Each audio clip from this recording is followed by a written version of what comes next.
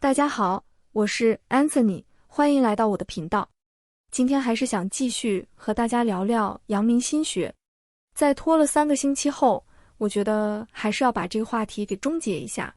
从5月24日到6月7日，我们总共用了4期视频，探讨了中国文化在唐宋之际所遭遇的危机，以及程朱理学和阳明心学是如何通过理论创新，试图恢复和建立三纲五常、天人体系的神圣性。当然，我们知道，这些努力由于并未克服传统思维方式的缺陷，反而是在理性思维能力上更加倒退，因此它并未真正挽救中国传统文化。那今天这期节目，我们来聊聊阳明心学揭示了怎样的一种关于人类精神的普遍规律，以及它与文革思维方式的深刻联系。在视频开始前再说一下，如果你有任何想找我探讨和咨询的话题，都可以联系我的邮箱预约。那么继续说回今天的主题。首先，我们还是先回顾一下6月7日那期视频的内容。当时我们说到，阳明心学可以作为程朱理学一个更加激进的版本。程朱理学强调，通过格物致知，通过对外部自然秩序的关照和领悟，才能实现个体心灵与天理的调谐，但这终究还是有一个勉强的外在标准，天理在万物中，人需要在万物之中反观和自省。而到了王阳明这里，他直接把一切外在的天理、秩序、客观世界的依据收回到人的内心，建立在人的主观感受和自我感觉之上。他强调，天地万物不过是心的展开，所有的真理、所有的道理都在你心中，不需要向外求。与宋代理学那种虚静恬淡、宁静淡泊的气质相比，阳明心学充满了玄幻、激烈，甚至是战斗性的表述。在以克己和谦卑为主流的中国文化里，王阳明这种热烈、亢奋和炽热的表述显得那么不同寻常。然而，一旦我们关注王阳明具体的论证方式，就会发现他的思维方式与宋代理学存天理灭人欲没有本质区别。表面上，王阳明强调你只要回到你的本心去做事就能成功，这个本心自然就具备了一切道理，不需要向外去验证、求索。然而，这个本心的内容、良知的内容以及成功的标准却并不是空白的，不是允许个人自己探索的，而是早就被圣人和君王所规定好的，也就是忠孝仁义这一套。你只有发挥自己的能动性和主体性去贯彻落实这种价值观的自由，但绝对没有反驳、怀疑、解构他们的自由。这就体现出了阳明心学的内核其实是相当保守、僵化和虚幻的，而且从某种程度上向着巫术思维、原始思维和神秘主义的方向倒退的。我们看王阳明与弟子的一段对话，弟子说，后世的儒家学者写的书太多太杂了，可能会干扰圣贤的学问。王阳明则说，人的内心本身就有天理，圣人的书也只是对天理进行一个大略的描绘，方便人们领悟而已。后人又去写书，则又是对圣人之书进行了更粗糙的描绘，这就是妄自分析，离真正的天理越来越远了。王阳明这段话看似是强调圣人的著作无法穷尽道理，需要自我体悟，但其实他只是试图避免用公共理性去检验那些天理的合法性。他把一切的文本、逻辑和论证都视为是有限的，将天理完全归结为不可言传的精神义气，但这种思维方式恰恰是非常神秘主义的。我们说，一旦否定了语言与知识的公共性，那么这种知识权利就悄悄地转移到给那些通灵者或启示者那里了，比如王阳明本人，因为这种知识只与这些通灵者自己的内心体验相通，是不可言说，只能靠神秘的感应和开悟，这就制造了一个无法质疑和确认的权威结构。在王阳明和弟子的对话中，我们也经常能看到那种教训和专断的口吻。比如《传习录》里有这样一段对话，说王阳明有一个弟子叫孟元，这个人喜欢好的名誉，大概也是比较喜欢展示自己吧。王阳明经常批评他这一点。有一天刚刚批评完，另一个朋友就来跟王阳明汇报自己最近修身的心得体会。孟元听完后说，这也是我之前有过的体会。王阳明说，你的病又犯了。孟元有点着急，想要辩解几句。王阳明说，你的毛病又犯了。接着王阳明说，这就是你这个人的一个大病，就像在一块很小的土地里种了一棵大树，所有的雨露和养分都被这棵大树给吸收了，结果你没办法种植别的作物，必须把这棵树连根砍掉，才能种植好的庄稼，不然任凭你怎么耕作，最后都是滋养了这个大树。我们看到这个叫孟元的弟子有一点想要展示自己的冲动，或许还带着一丝炫耀的心情，他渴望跟别人分享自己的经验，这在现代的教育理念中是再正常不过的事情了。但在王阳明看来，这就是有私心的表现，只要你喜欢好的名声，试图博得别人的夸奖，这就是私欲没有消灭干净的表现，而老师批评你，你竟然还试图辩解，说明你还是想维护你的形象，这就更说明了你病得很严重。这段对话很容易让我们联想到，在中国的很多家庭、企业或者国学班、学校里，领导、老师和父母很喜欢批评一个人自以为是，总是给自己找借口。如果一个人尝试为自己辩解2句，就更说明了自己是一个这样的人。但这里就有一个非常奇怪的地方，那就是自以为是在中国文化里为什么会成为一个贬义词呢？自以为是出自孟子，指的就是一个人自己认为自己正确，不能虚心接受别人的意见。然而，人本身就只能从自己出发去认知世界，就算你现在开始接受别人的意见，认为自己犯错了，那也是现在的你自己在批评过去的你自己，本质上你还是自以为是的。所以，自以为是根本就不是一个可以被改正的错误，而是人类一切心理活动的基础。既然自以为是是绝对不可避免的，那么中国文化为什么要把它当成一种病态来打压呢？实际上，这反映了中国文化预设了自我本身就是错误和罪恶的源泉，只要你试图辩解，就说明了你的心不够静，不够诚。它并不是要纠正自我犯下的具体的错误，而是要把一个人的自我本身给纠正掉。但由于自我本身是不可能被真正消灭掉的，于是他培养出的就只能是一种总是不认同自我的自我，一种把一切都让渡给外在权威的不成熟状态。同样的道理，给自己找借口，这本身也不应该是一种错误。如果这个人为自己辩护的理由不正确，你可以指出这个理由的错误，但很多人批评的其实是为自己辩护这种动机本身，只要你试图为自己辩护，你本身就在犯错了。这当然是一种相当深刻和隐秘的规训。另外，我们也可以发现，王阳明很喜欢将一个人的自我、私欲比喻成一种疾病或者杂草，是必须要彻底消灭的。这种隐喻本身就很值得玩味。比如《传习录》里还有这样一段王阳明和萧慧的一段对话。有一天萧慧说，老师，我觉得我的私欲太重了，常常控制不住，怎么办？王阳明说，你以为对自己好，就是让眼睛多看点好看的，让嘴巴多吃点好吃的，让身体舒服，这是大错特错的。真正的为自己，不是追求感官享受，而是让你的五官都服从天理的指引，也就是非礼勿视，非礼勿听。你的心才是你真正的自己，是你身体的主宰，但你需要常常保护这个心，要小心警惕，不要被五光十色的东西扰乱了视线，否则就会亏损。只要有一丝一毫的非礼念头，就如同遭受了被刀割、被针刺那样的剧痛，直到你把那个念头彻底清除干净。王阳明使用的这些隐喻都非常有特点，比如斩草除根、刀割针刺，这些都很容易让人联想到肉体上的疼痛体验。如果说程朱理学的修炼办法就是在大自然中去格物致知，那么阳明心学的方法则是提倡一种病态的自我审查和精神上的自虐。一个人不仅要警觉自己做了什么，更要恐惧自己可能会产生的念头和冲动，要防微杜渐，一旦动了念头，身体就会亏损，就要像被刀割被针刺那样感到痛苦，非得拔除不可。当然，人的身体毕竟没有感到剧痛，王阳明的意思是说，你要自己审查自己的任何不合乎礼教的念头，然后感到强烈的羞愧、恐惧、内疚和自责，这种精神自虐应当达到肉体疼痛的强度。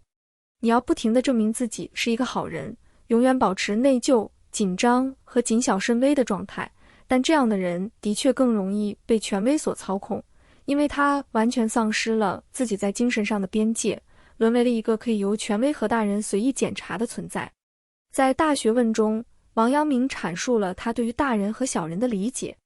他说，大人者，以天地万物为一体者也。这样的大人能够将全天下视为一个家庭，将中国视为一个人，大家不分你我，都是这个人身上的一部分而已。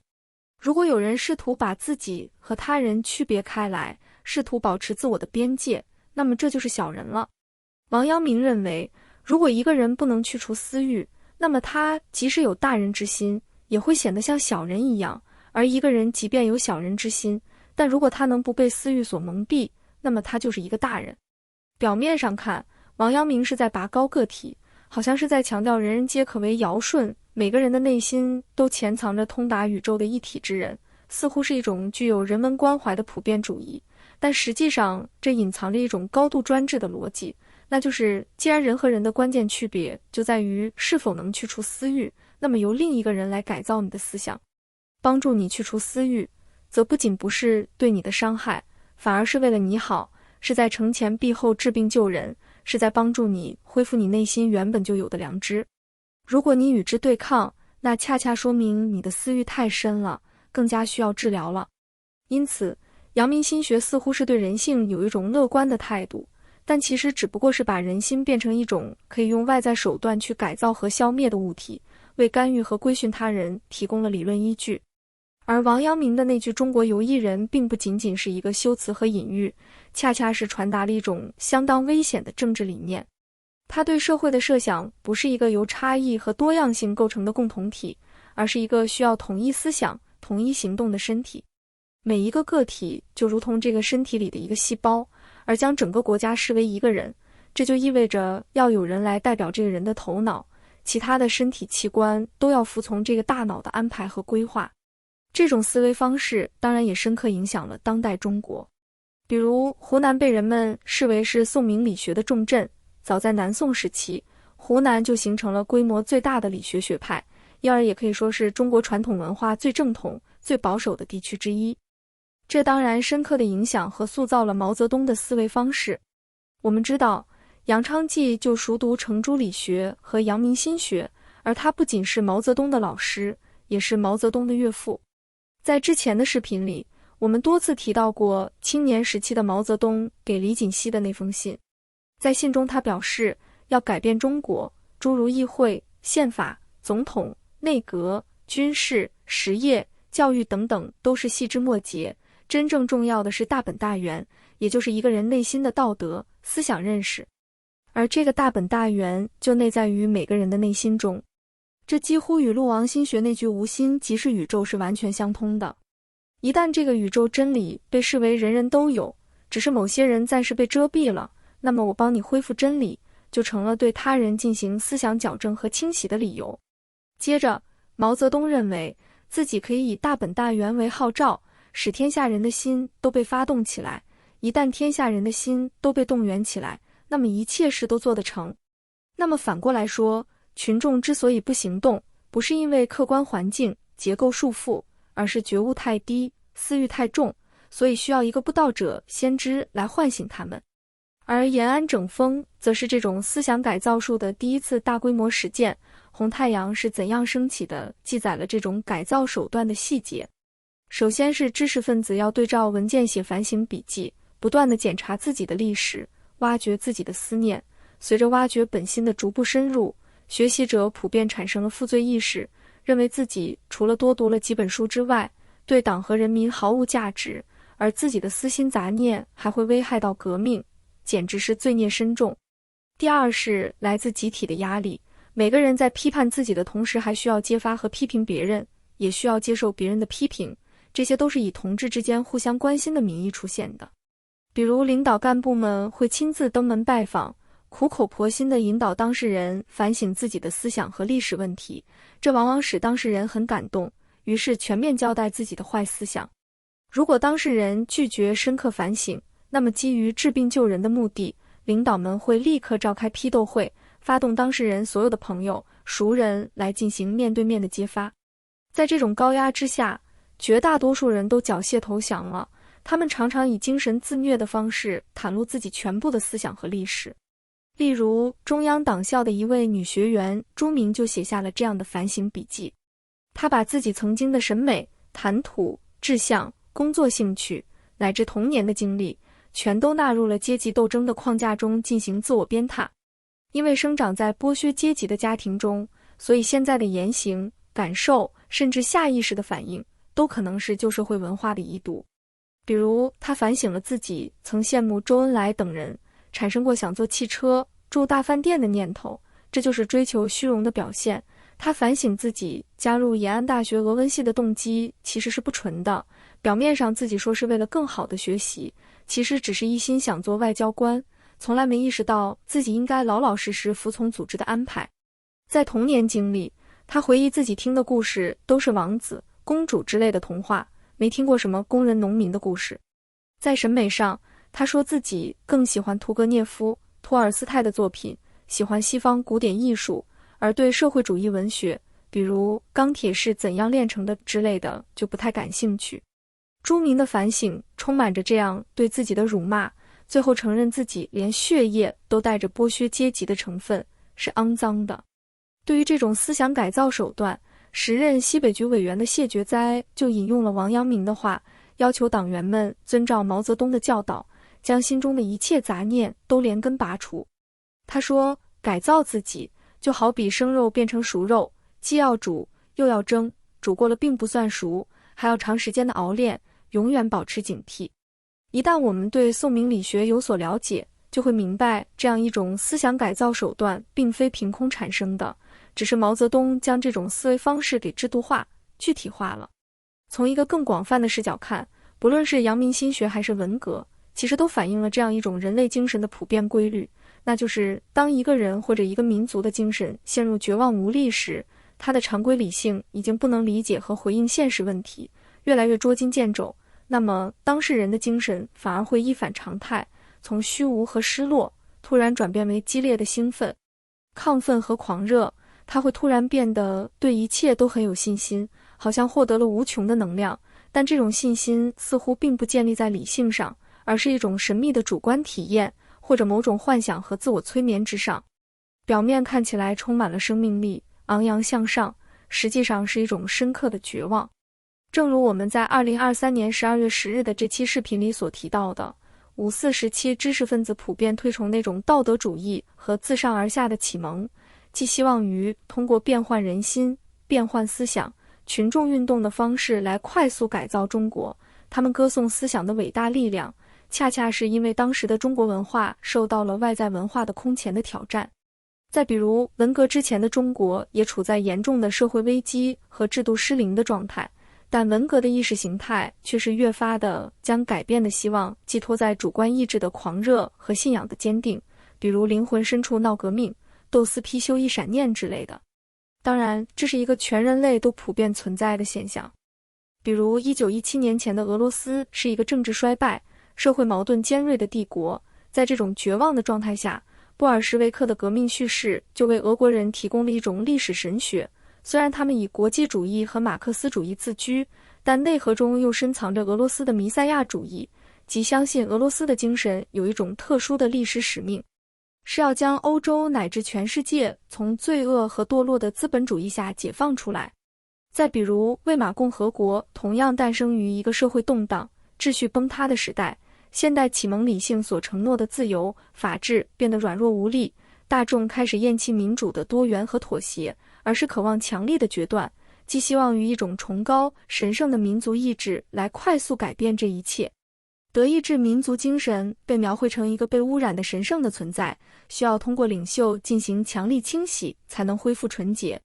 正如卡尔施米特所认为的，现代国家理论中的所有重要概念都是世俗化了的神学概念。当一个社会找不到现代的理性秩序时，它往往诉诸更加狂热和激烈的概念来打破常规的机制，并为其赋予正义性和必要性。